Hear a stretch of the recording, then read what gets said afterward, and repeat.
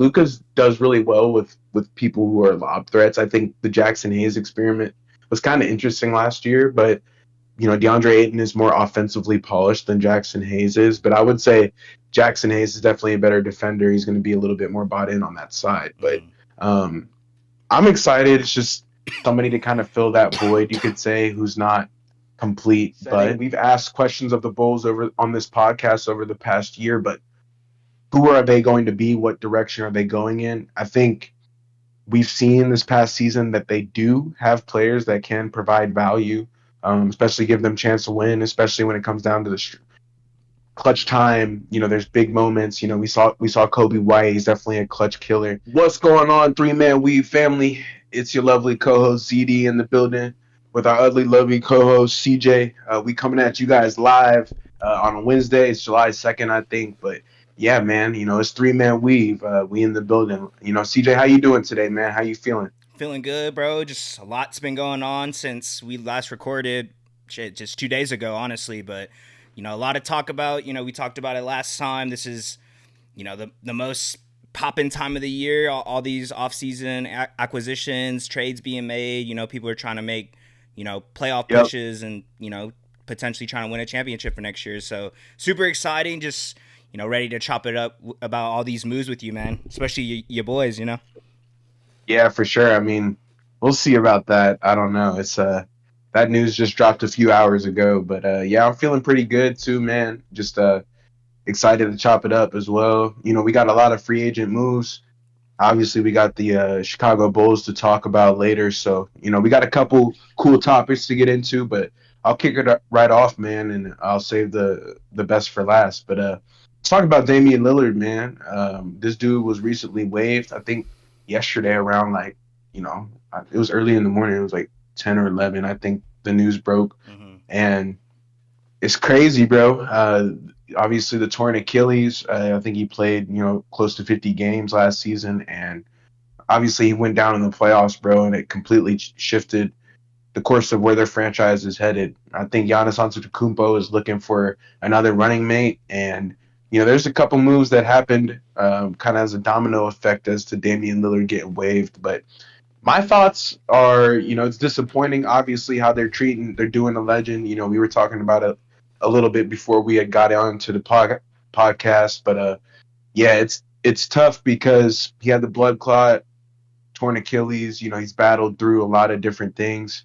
We've heard his name in a bunch of different trade talks, Miami, other destinations, but he's always been a competitive player and one of the best shooters that we have in this game. So we got to give respect to Damian Lillard.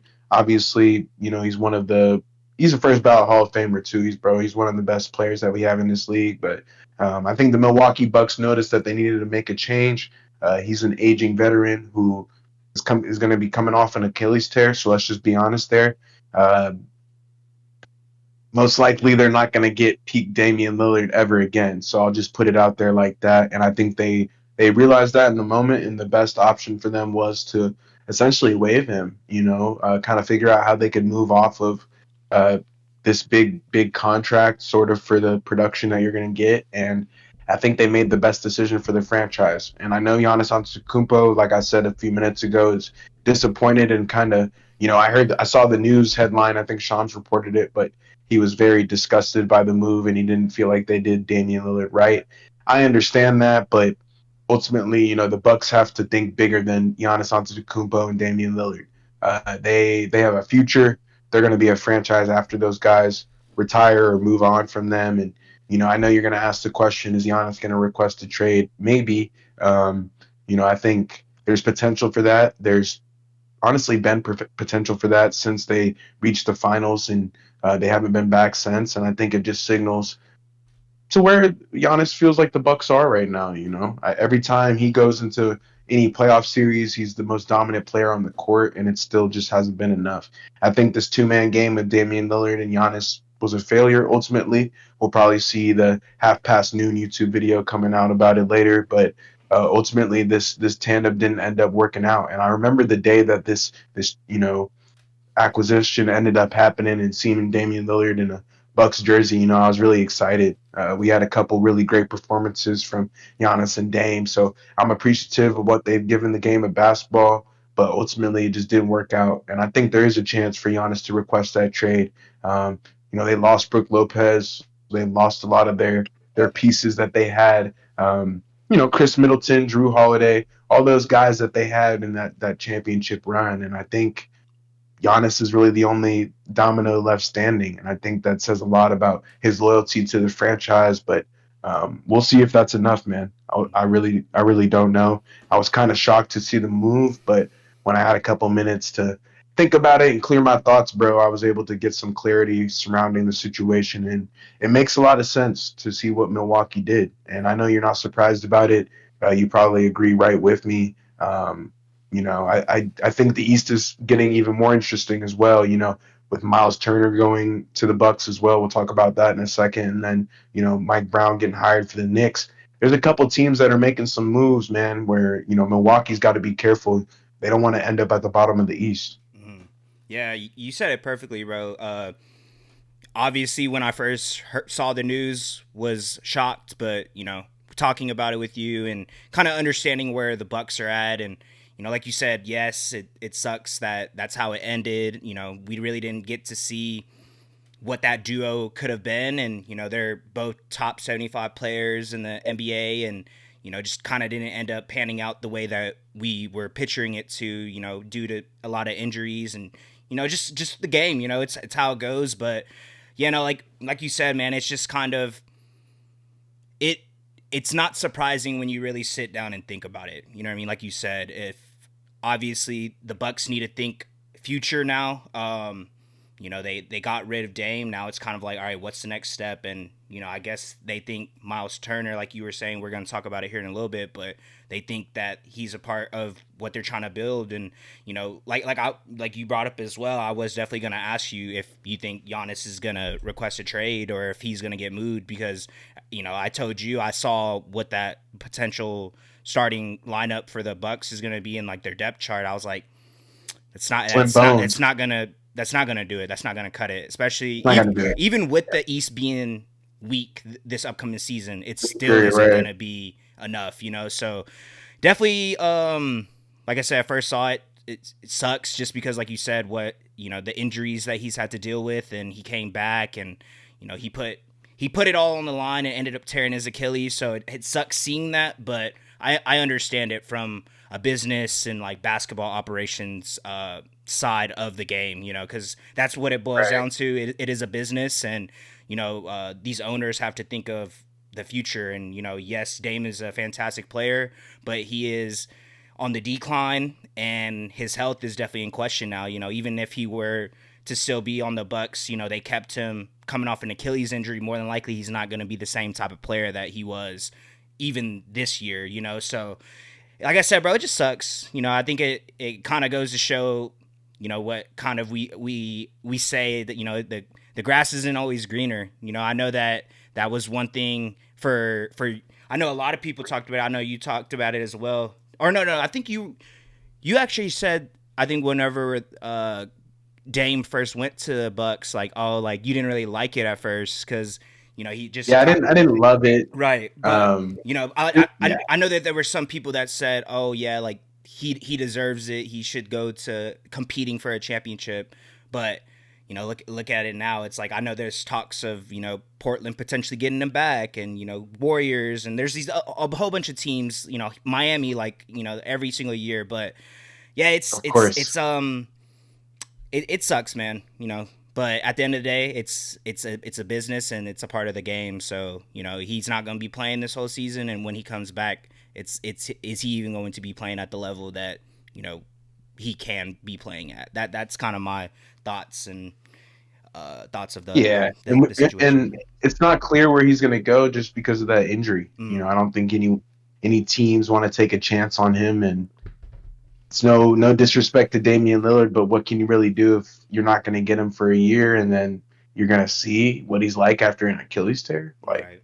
I'm good. I'm going to pass on that. And so I feel like a lot of teams are in that similar situation. But Miles Turner, bro, I mean, they decided to bring him in 4 years, $107 million, had a stretched out contract, an elongated contract, you could say, to make this work. I know the Bucks are flirting with the second apron, which is crazy. But yeah, I mean, they feel like he could provide a lot of value to them. I was kind of shocked to see that this was the move they made, just because he's an aging veteran as well, who plays a similar position to Giannis Antetokounmpo, who can't create for others.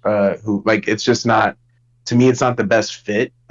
Definitely, they need to be looking to fill out their guard position now that they lost Damian Lillard. But yeah, Tim Bontemps was talking really highly about them on ESPN and saying, yeah, Miles Turner, he changes, the Bucks franchise and what they're doing, yada yada yada. I don't buy it. I think Miles Turner is a great player, but I don't know if he's going to add, like you said, a few minutes ago, he doesn't change the course of their roster whatsoever. The Milwaukee Bucks aren't necessarily a threat in the weaker Eastern Conference. So, I don't want to hate on Miles Turner. He recently got to the NBA Finals, but I think this is an overpay for this type of service, especially with Bobby Portis on the roster still. Just Yeah. like very interesting there. But again, man, I think I trust Milwaukee. Their front office has done a decently good job just trying to use what they can. I think they've made a couple of dumb decisions over the last 6 months to 12 months.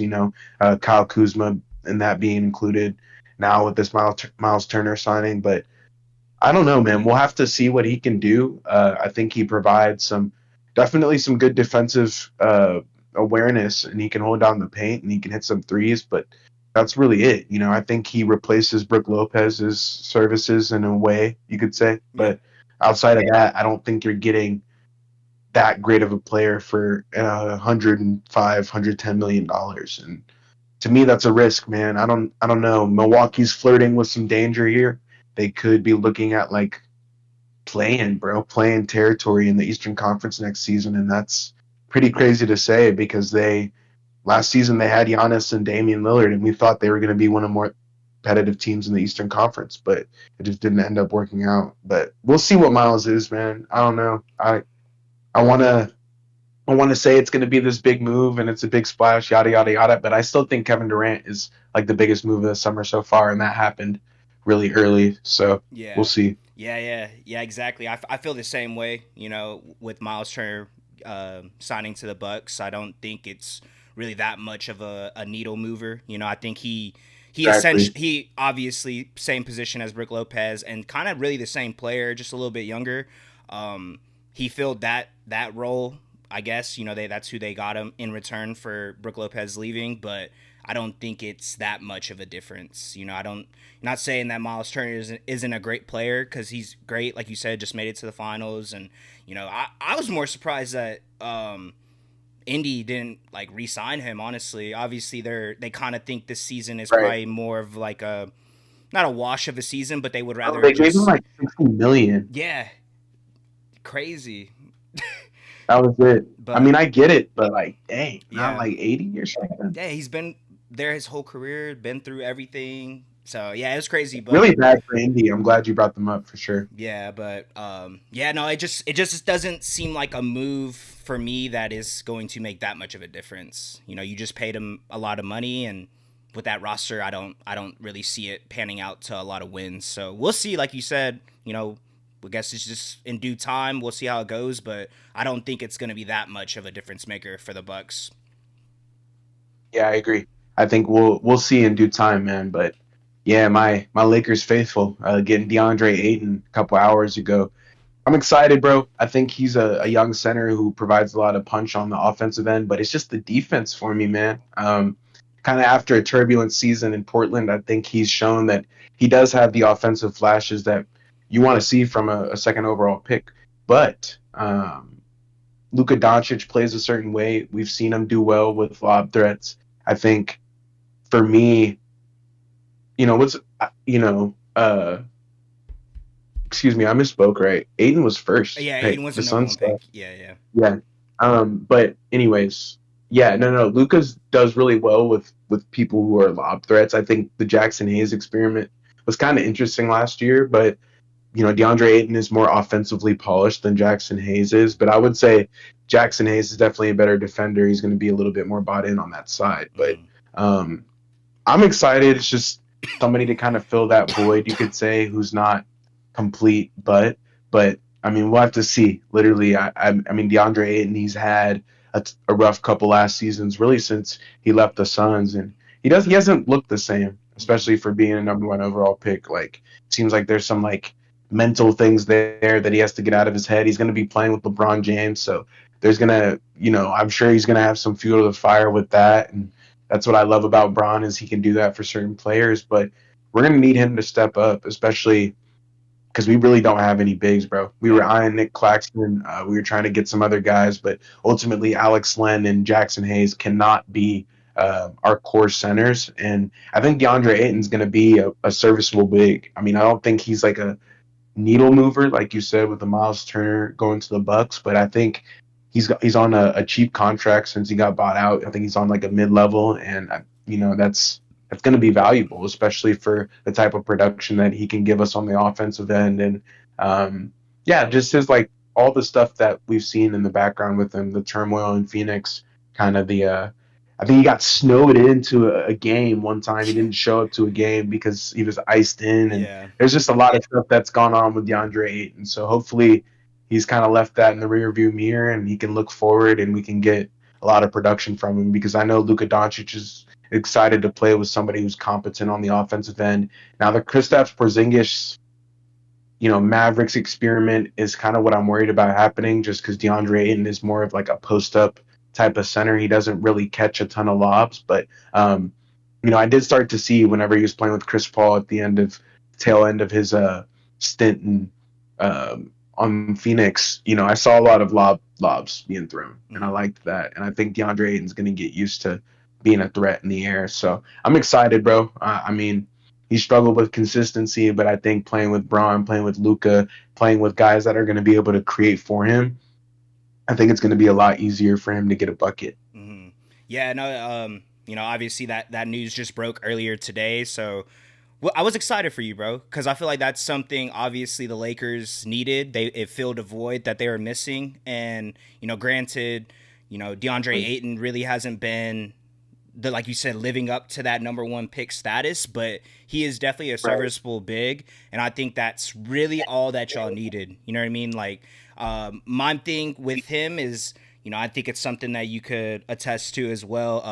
The thing with the Lakers this past season was really defense, right? Like, that was kind of you're trying to figure out your footing with that, and bringing DeAndre Ayton in there, like you said, being more of an offensive minded big man. It's kind of takes away from what you were trying to like build on, I guess. But what he provides on the offensive side of the ball is, definitely the main reason why he's such a big pickup for y'all. Because, like you said, not really a lob threat, but he has the potential to be. He's a big man that is more so in the post. So I think play style wise, I don't know how he's gonna have to adjust to that. Obviously with having Luca and LeBron, they're gonna try to get the offensive involved, create for everyone else. But I think it's gonna be decent. I'm more so just worried about his motor and kind of Right. Me just too. his like drive, His I guess, engagement on the engagement. defensive end. Yeah, just Yeah. because like you said, he has been super inconsistent, and if I feel like Super. if he's not doing well offensively, I don't know if what he can provide on the defensive side of the ball, if it's gonna make up for what y'all were missing. So, but that being said, I think it's what y'all were missing, and I think we talked about it before we started the pod. He was probably the best available big. So, you know, Right. Exactly. it's There's nothing wrong with getting that. yeah, that's Yeah. what I was saying. Like, it's hasn't been the most consistent big, but I mean, it's what y'all needed, and he was a number one pick at one point. So hopefully he could tap back into that. He's a young guy too. It's not like he's an older Yeah. veteran. You know Exactly. what I mean? Like I he's like that as well. He's so younger. young, yeah. So he could turn his career around. And I feel like Oh, he for he, he sure. has the potential to, because like you said, being on a team with Braun and Luca, it's this is your time to flip that switch and kind of go back to Yeah. how you were in Phoenix. And So and worst comes to worst, it doesn't work out. We take him off the roster. We try to get another center. yeah. At the end of the day, it's not going to hurt us if DeAndre Ayton has a low motor. I think it's kind of a trial run for the next few seasons, but we'll see going forward, man, what he can do. And I'm excited to have him in the building. I know Rob Pelinka and the boys are excited to have him on the roster and somebody who can move around, dunk it, get a block or two, get a rebound. Yeah, just athletic, fun guy. And yeah, from the Bahamas as well. So Mm-hmm. yeah, we know, man. I think DeAndre Ayton is going to be, I would say, on a scale of 1 to 10, I'll give him like 6.5, 7. I think it'll be pretty good, but nothing like I said, he's not going to move the needle, change the game. Right. I don't think he's going to bring us a championship or anything, but it's a good pickup for sure, especially cheap deal, man. With the Mm-hmm. buyout in Portland, he's already gotten paid. He's gotten his money, like CJ alluded to. He's a young guy, and I think he's going to have a lot of energy coming into the facility. So I'm excited, man. Yeah.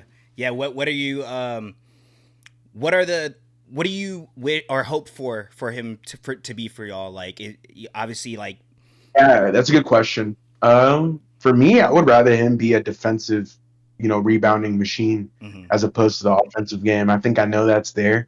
I think he's going to get a lot of opportunities on the lobs, like I talked about, just because Luka Doncic is going to create so many points for him. But if he can give me 2, 3 blocks a game with 8, 9 boards, bro, like Solid. man, Yeah, that's man, yeah. like 2, 3, yeah, like that would be like I'm telling you, even if it's like 12, 14 points with 9 rebounds, 2 blocks, 3 blocks, like that would show me some effort. And that's like CJ, we've talked about it, like two big lineup trying to come back. I think we need to look into doing that. But that's like 14, 10, 2, 3 blocks. Like that's a great big in Yeah, this league. And DeAndre Ayton has really good counting stats. he He's does. averaging a career double double. Mm-hmm. Definitely he scores at a pretty high level. So that's a good question, man. I would hope for him to be that like defensive kind of rebounding machine. You know what I'm saying? More Mm-hmm. than anything. But the offensive game's polished. We know that's going to be there. Just want to see what he can do on the defensive end. Yeah. Yeah, for sure. Yeah, I'm excited, bro. Like I said, it's what y'all needed. So I'm glad y'all were able to get a center. I knew you were. It was just kind of who was it gonna be? But hey, man, Right. DeAndre Ayton can turn back the time and end up being all-star type player before all we know. So we'll see. I'm excited for y'all. There, yeah, for sure. There's a couple other ones. Like I think Dinwiddie went to the Hornets. Mm-hmm. Exum staying with the Mavs. There's a couple other like Drew Eubanks Mm-hmm. got waived by the Clippers. A few other ones like Clint Capella, right? Going to the Rockets. I think, we kind of talked about that, but just their depth with Houston. Yeah, we can go into that for a second, but Yeah. just that team is good, man. Yeah. They have a lot of They depth now. Steven Adams as you well, think they've had the best offseason so far?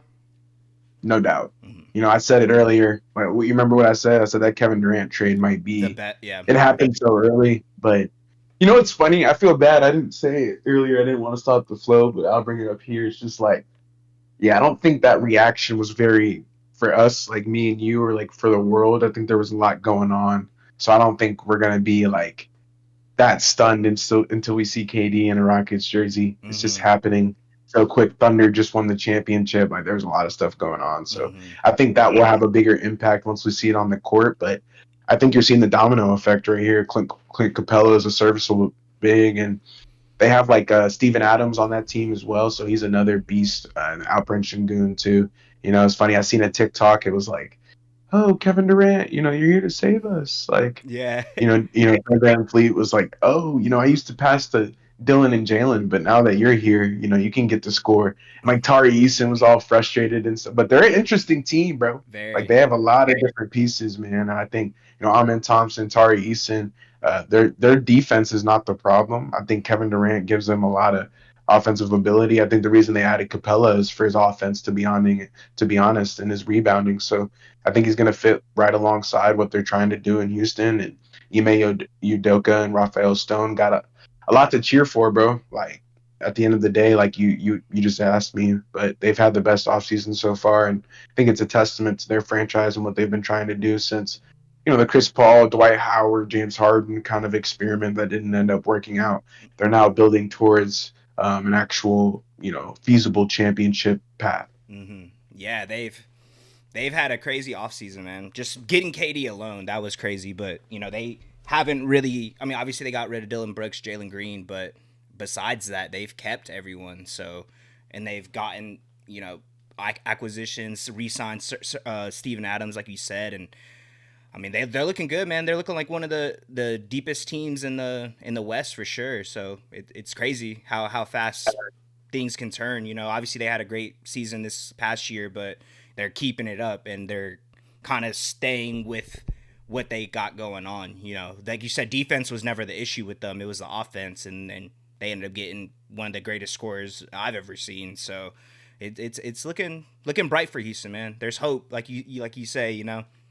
Hope in Houston, Mm-hmm. 100%. They gotta, yeah, like they're gonna be a top three seed. I'm calling it now. I Mm-hmm. think they're gonna be really solid, especially even if KD does go down. I still think they have the pieces to be a top 4 or 5 seed in the West without him. So Yeah. I think just adding him to the mix says a lot. But the Nuggets, I know you saw they got Tim Hardaway Jr. and yeah, I think it's to replace some of that shooting with MPJ. But hopefully they can get busy, man. They're in crunch time as well. I think Houston's on a bit of a different timeline than the Nuggets, but the Nuggets are kind of in win now mode and go home. I think they gave up that first round pick in 2032, so they're kind of all in, bro. We're gonna see what Jamal Murray can give them this regular season, but I think the Nuggets are gonna have a quieter offseason, but adding THJ is definitely a start to kind of replacing some of that shooting. Like you said, they brought back Bruce Brown. They got Aaron Gordon, they got Christian Brown, so they're trying to improve their 3-point shooting around Jokic to give them a shot in the playoffs. I think they were one game away from being able to beat the defending champs, so they feel like they're very close. Like we brought it up last pod that hasn't dropped, but Nikola Jokic has an opportunity to not only win another MVP, but again, if they can't figure out how to win an NBA championship, most likely he's going to be used as trade bait in the future. It's not something that you want to talk about, but I think he has the potential to kind of play himself into a new situation here if he's not careful. I know he doesn't necessarily want to leave Denver, but I know he will to go to a winning situation. But I think they're in win now mode, bro. They're probably a team who I would say has the most, just one of the biggest sense of urgency this offseason, Mm-hmm. just because I would say that they were so close to winning an NBA title. So, adding THJ doesn't seem like a lot, but whenever you get into these playoff series and you get into these situations where you need a big three and you're going up against the Clippers or the Thunder and you're down 2 points, like some of these role players can really step up and be a big piece for them. So I'm excited to see what he can bring to the table as well. Mm-hmm. Yeah, they also picked up Jonas Valanciunas as well. I think we talked about it a little bit before we started recording. I think that was a great pickup for them. You know, I think whenever Jokic, obviously he's probably going to be playing a lot of minutes regardless, but anytime he's off the court, you have a backup big now. I feel like that was kind of their problem whenever Jokic would sit. There was no backup for him, and I don't think there's really been one since he's kind of been the guy on the team. You know, so another pickup. DeAndre Jordan, hey man, we love you, bro, but you're Yeah, not yeah, you yeah, ain't that yeah. guy. But like I said, not a crazy, crazy pickup. Wouldn't say it's even their best, but I think it's just adding more depth to their team that they were lacking in this playoff specifically, and just kind of just building off of what they had already going with Jokic. Surrounding him with more shooters, people that can score the ball, and someone that can come off the bench and whenever he's sitting and just kind of be filling the a hole for them. It's great to see. Like you Like said, that. they're definitely in win now, especially with that trading MPJ and giving up the future pick to the Nets. So it's great to see that. Because didn't want to see them just stay with that same roster because obviously we saw what it happened. Changes, man. Yeah. So yeah, shout out to the Nuggets, bro. They're Yeah, definitely. I mean, Micah Malone's gone, Calvin Booth, like they are unafraid to flip the ship upside down. Mm-hmm. Yeah. So I know that they would definitely trade Jokic if it came to that. But let's head out east, bro. Let's talk about the Bulls. Kind Mm-hmm. of go into our offseason files, man. I'll break it down. We've been killing with these, but if you guys don't know, we're here to talk about all 30 teams in the NBA, giving you guys a chance to hear about your favorite team, what they can do in the offseason to improve. The way CJ and I like to do it is we like to give you guys kind of 3 franchise players that your team can build around. Obviously, if you're sorry, you may not even have those guys, or those guys might get traded. But we like to say every team got three guys that they know are like pretty not untouchable, but they're gonna be here for the future. So we're gonna get into the Chicago Bulls, man. Kick it off with their offseason files. Just talk about them for a second. But yeah, man, the Bulls, bro. What can I say? I mean, hey, they got their butt whooped in this playing. Mm-hmm. I think 15-5 post All Star break. They were on a run that honestly I know me and you didn't expect. We actually had to talk about them on the show a little bit because they caught fire, and Josh Giddey, Kobe White going crazy. Those game winners, the 6 game winning streak that they had where they were killing teams. They beat the Lakers twice on the year. Mm-hmm. Not hey, I rep LA, but I remember, Yeah. and the Bulls are no slouch of a team coming in, as the ninth seed. They lost to the Heat. Obviously, the Heat with their 10th seed, but yeah, they're in a soft reset right now. I think whenever you're resetting, we've asked questions of the Bulls over on this podcast over the past year, but who are they going to be? What direction are they going in? I think we've seen this past season that they do have players that can provide value, especially give them a chance to win, especially when it comes down to the clutch time. There's big moments. We saw Kobe White. He's definitely a clutch killer. But yeah, they're just looking to build around their youth right now, maintaining that 2026 cap space because they're currently their cap is on hold for this season because they have a lot of unrestricted free agents. They're under like a cap hold. I forget the specific rule and how it works, but they're not allowed to get any massive free agents. So you're not going to see any massive splashes going to Chicago, and that's okay. I think they got to keep their cap space open for this next season. But going right into some of the players that they can build around, bro. I'll start it off with none other than Josh Giddey.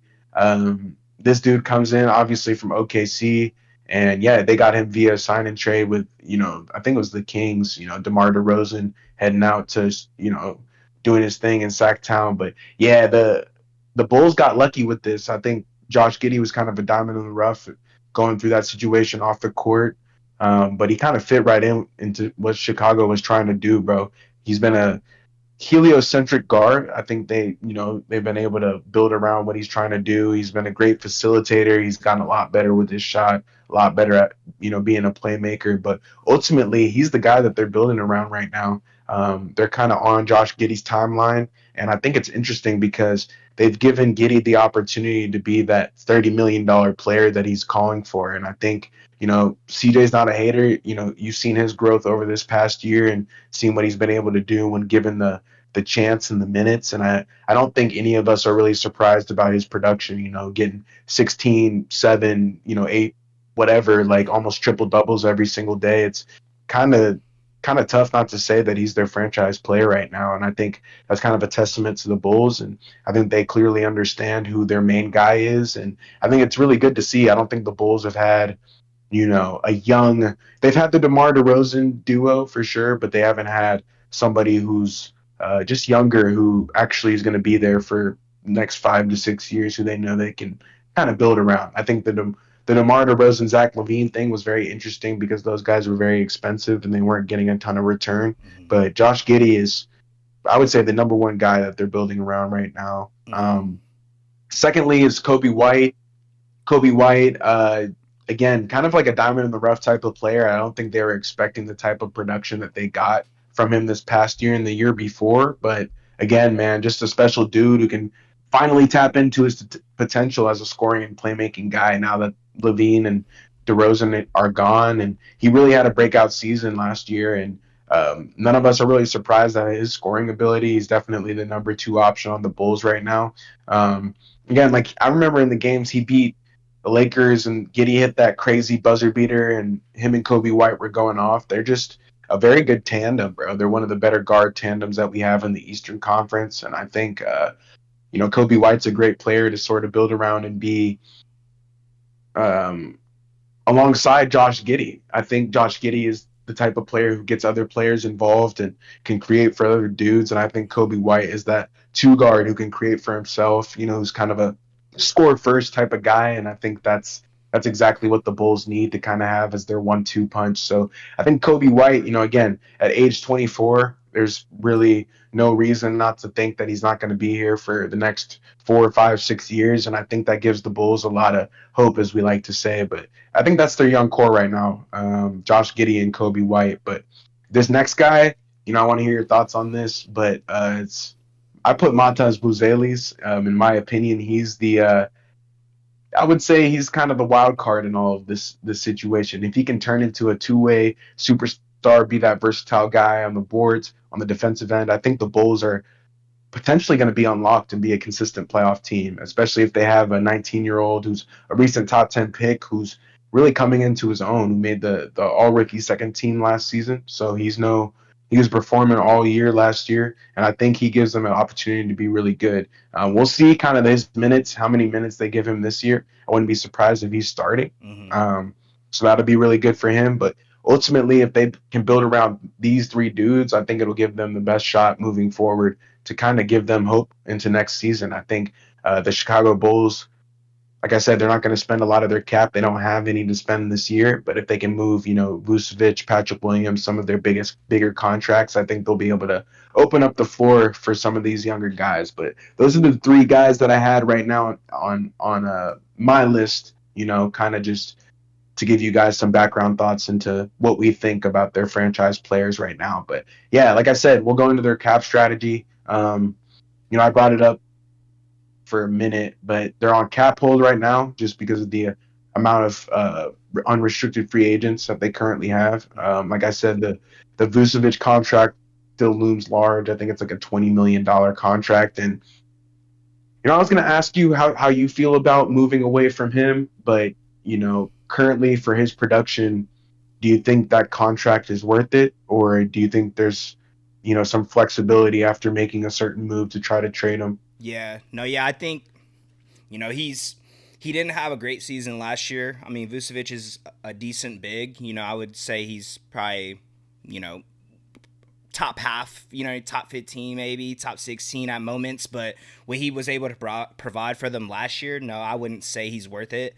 I think it's the biggest contract that they have on their books right now. So I would definitely say probably trying to trade him or move him, have him be a piece to get maybe a younger big or even assets at this point. You know what I mean? I think that's kind of where, like you said, the Bulls are kind of in a not essentially a rebuild, but like a soft rebuild, like you said. Like Cool. yeah. So, but no, I don't think he's worth the money that they're paying him right now. I think it was just a part of that trade that they got a couple of years back, from Orlando and stuff. But yeah, no, I think they have, with what they got going on, the type of players they have, I don't think he's really a part of their future. Like I said, he's a decent big, but he's not a big that is going to make a huge difference for them. And, so That marketing. Oh, I know they think about oh, that yeah. all the time, but like their front office, I know if they had marketing, what they were doing with Vucevic really is irrelevant, right? Mm-hmm. Just having a scorer of that caliber, but yeah, Vucevic probably needs to get moved. But yeah, their cap's on hold for this season. You're not going to see the Bulls make a big splash this offseason, so I think that kind of makes it easy for us to talk about. Unfortunately, this team is not a team that has a lot of cap room specifically this year, but they can clear up a lot of cap room for next year by moving guys like Patrick Williams, Nikola Vucevic, and trying to see what, like CJ said, trying to get some more assets, see if they can get some younger players. But they did really well in this year's draft. I think they took Noah Essengay with the 12th overall pick, and he's a 6'10" power forward from Ulm, Germany. And yeah, bro, it's just super raw, elite strength, a defensive menace, somebody who's super athletic. And Matas Buzelis is kind of a similar prototype.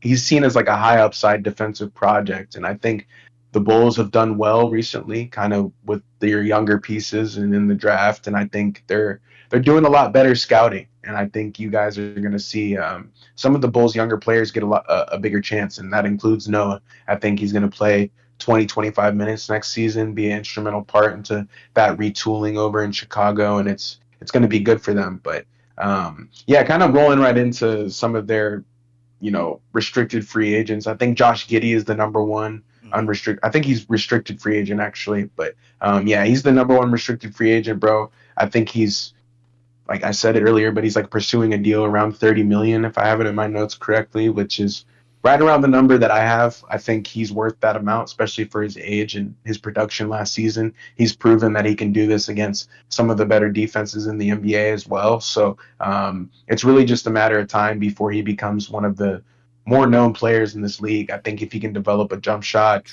he'll play right into that contract for sure. But that's really the biggest question mark that they probably have as well. I'll go through some of the other players that I have on my list. Taylor Horton Tucker, who's unrestricted free agent. EJ Liddell, who's an unrestricted free agent. Emmanuel Miller, who's another restricted free agent. So those are some of their dudes that they have on that list for their restricted free agents. But like we said, Josh Giddey's definitely the number one guy that they got to try to figure out how they can bring back. And I know that they will. Yeah. I don't think Giddey is looking to go anywhere else. He knows he can be the focal point of what Chicago is trying to do. Like I said, he's the number one player that they're trying to build around right now. He's the only guy that they're trying to make the timeline work for, him and Kobe White. So yeah, man, I'm excited to see what happens with that deal. But he's probably the number one restricted free agent that they have to kind of tie up that loose end, get it done. But yeah, this next upcoming season, I think in 25-26, they have a couple guys eligible for an extension. Kobe White is eligible, Javon Carter, Julian Phillips, Ayo Dosunmu, who's an interesting piece into all of this. We Yep. haven't talked about him a lot, but from Illinois, definitely has a lot of capability on the defensive end to help them defensively. I think he's kind of their defensive menace, you could say, the guard kind of wing position. So hopefully he can build into a special player. And then Zach Collins as well. So yeah, they have a couple guys who are eligible for those extensions. I think the most important one is the first guy, Kobe White. Just getting him extended is going to be important. They're going to have some more cap room and some more room to operate with next season, so they'll be able to do so. So I don't think they'll have any issues with that either. So looking pretty good so far. I think if you're a Chicago fan, you should be happy with the core that they're building around, kind of the direction that they're moving in. And we've talked about the weakness of the Eastern Conference with Jason Tatum going down, Halliburton being out, Lillard being out. All these teams are kind of taking a hit. I would say, New York is probably one of the best teams in the East, right? Cleveland, right? So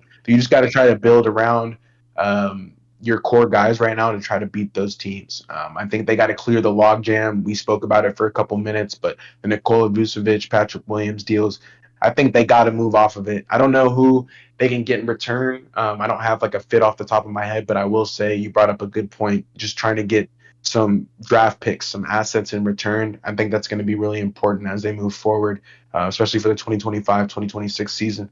But let that young core cook, bro. That's probably the number one thing that I have for them and their offseason focus to kind of round it out is just let Kobe White, Josh Giddey, Matas Buzeles, Essen Gay, all those younger dudes get a lot of opportunity. I think they need to develop an identity, play a lot faster.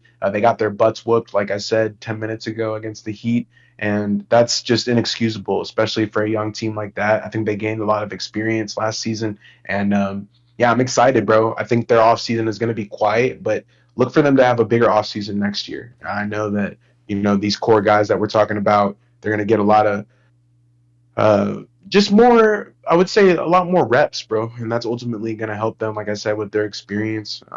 All those guys are going to continue to build on their continuity, which is going to help them in the playoffs. So next year, they're going to have that cap space open up. They'll be able to sign a lot more guys. I already went through who's going to be eligible for a contract extension. So they'll have to wrap up Kobe White for sure. And yeah, just waiting for the Josh Giddey news to drop, really. Yeah. That's really the number one thing that the Bulls got to get done for their offseason. But yeah, that wraps up the Chicago Bulls offseason files for sure. Yeah. Yeah. I kind of wanted to ask you a question before we kind of put a bow on the Bulls. What do you think they need to do to be successful in this upcoming season? And obviously, success is kind of arbitrary, right? It doesn't look the same for every team.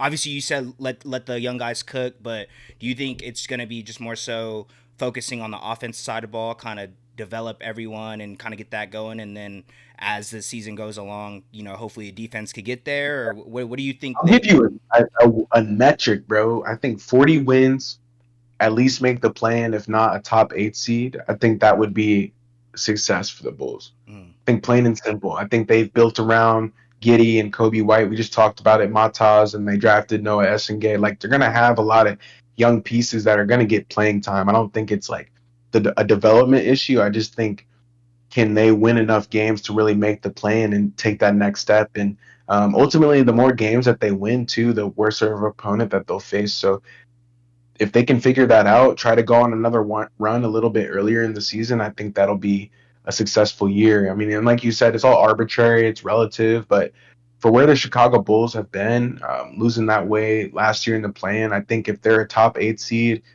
win over 40 games, like to me, if I'm a Chicago Bulls fan, I'm happy. I'm saying that's a successful year. I mean, especially with not having like a superstar player, quote unquote, you could say. So Mm-hmm. I'll give you that metric for sure. I'd say 40 wins, top 8 seed. Cool. Yeah. No. Yeah. That's. I definitely see. In I kind of going into my next question. Do you see them being able to do that? You know, obviously with the East being the way it is right now, do you think this roster right now that they have is can do what you just said of having a Yeah, successful year? I think it's Cleveland, New York. Um, And now that let's see. I it's don't. when it gets a little Yeah, like the middle teams is when it like gets a little interesting. I don't know Atlanta. where Boston's going to be, man. Yeah. That's another thing.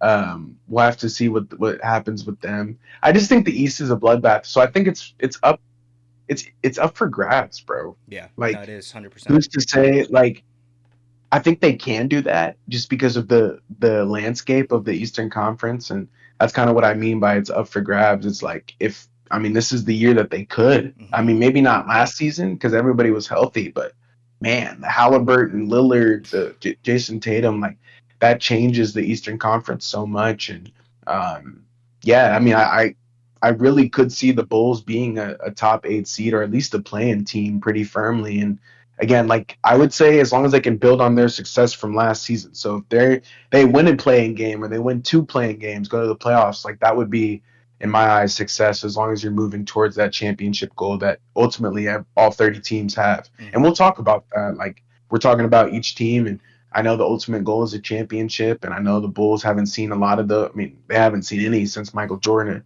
so I know they're trying to get back. Mm-hmm. Yeah, yeah, no, it's like we keep saying, we keep bringing it up, man. This is probably the most the East has been open in a very long time, you know. So the potential for them is there. It's just if they can figure out their identity early and just stick with it, like you said, I think it's, you know, I think they're just gonna have to focus on the offensive side of the ball, play fast, I not to agree. the extent of the Pacers' pace, no pun intended, but like that. You know, keep it running, keep the game I, going, up tempo, pretty much all game, and then you know if they could get it, if Josh Giddey could get a jump shot, then the league is gonna be in for a rude awakening because I feel like that's the only thing he's really missing.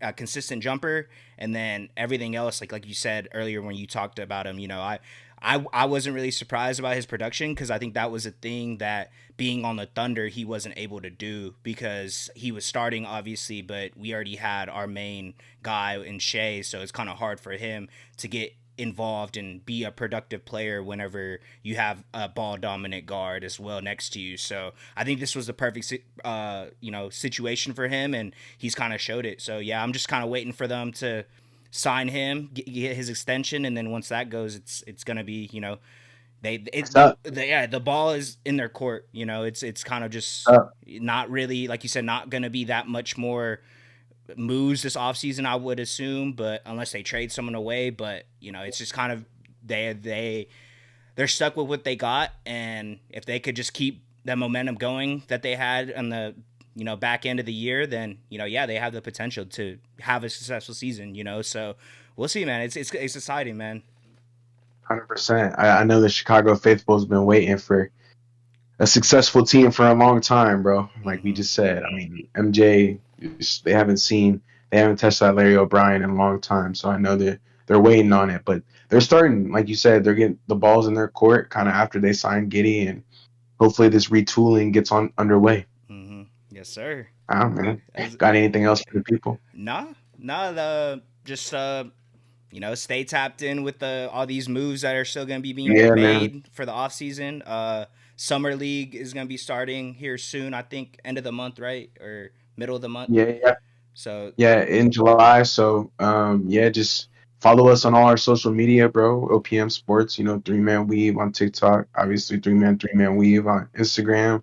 We're gonna be posting a lot more. But yeah, summer league. Yeah, just free agency, all this crazy stuff. You never know who might get traded, man. Just waking up, seeing like a Shams bomb.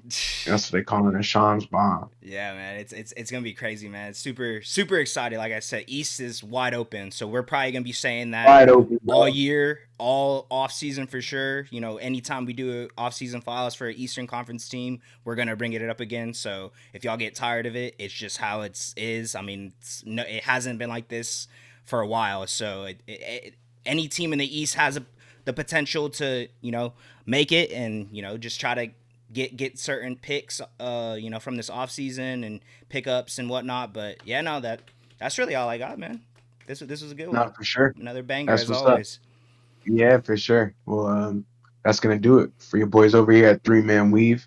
Don't forget to leave a like, comment, subscribe. Obviously, we'll catch you guys next time, man. Peace. Peace. Three Three man, man. three Three man. man.